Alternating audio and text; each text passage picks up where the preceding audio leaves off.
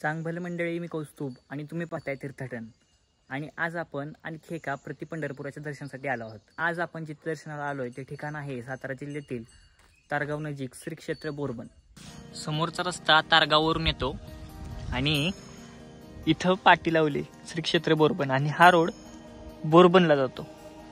तरी या पाटीवरती तुम्ही लक्ष द्या. समोरचा रस्ता कराडवरून म्हसूर आणि खैराडे फाट्यावरून तारगावला येतो.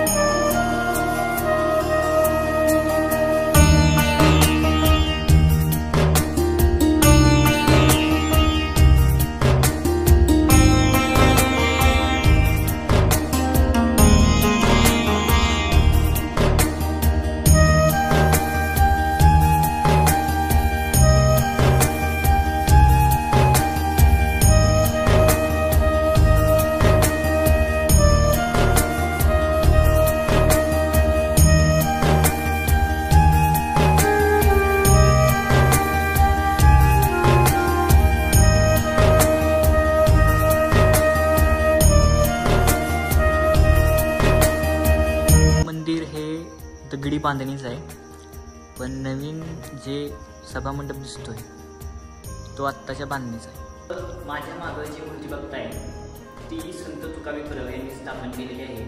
आणि ही मूर्ती जर तुम्ही निरखून पाहिली तर ती तुम्हाला सावळी दिसते आणि इथं विठ्ठल एकटाच वास्तव्य करतो.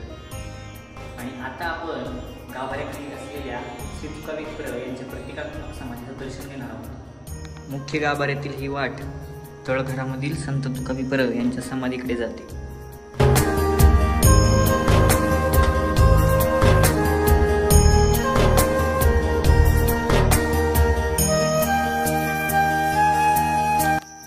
माझ्या मागं संत तुकाराम यांची प्रतिकात्मक समाधी आहे, जिच्या दर्शनासाठी तुम्ही मूळ गाभाऱ्यातून खाली देखील येऊ शकता आणि मूळ गाभाऱ्याच्या पुढे आणखी एक चौकट आहे, तिथून सुद्धा तुम्ही दर्शनासाठी खाली येऊ शकता.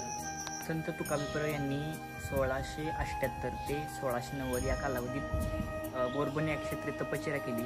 त्यांना एका वर्षानंतर श्री विठ्ठल हे प्रसन्न झाले आणि मी या क्षेत्री वास्तव्य करेन असे वचन दिले. आणि संत तुकाराम यांनी या ठिकाणी श्री विठ्ठल मंदिराची स्थापना केली. आणि इथं फक्त श्री विठ्ठलच वास्तव्य करतायत. इथं ना त्यांच्यासोबत रुक्मिणी ना माता सत्यभामा.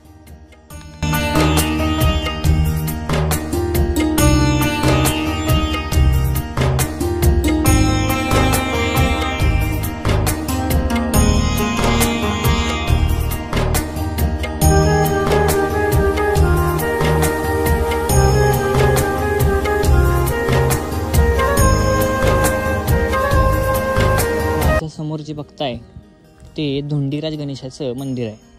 एका आख्यायिकेनुसार हे संत तुकाराम गतजन्मी संत तुकाराम महाराज होते आणि त्यांची गतजन्मातली इच्छा की त्यांना मोठा गणेशोत्सव साजरा करायला भेटावा, पण काही कारणास्तव ते शक्य झाले नाही.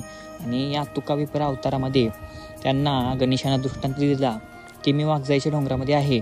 तेथून संत तुकारामांनी ही सिद्धिविनायकाची मूर्ती वाजत गाजत बोरबनी आणली आणि तिची मंदिराच्या उजव्या बाजूला स्थापना केली. मंदिराला 300 वर्ष जुनी परंपरा आहे आणि मंदिराच्या बांधणीवरून ते लगेच लक्षात पण येतं. तुर्तास तरी इथंच थांबूया, पुन्हा भेटूया अशा नवीन देवस्थानी. तोपर्यंत जय जय रामकृष्ण हरी.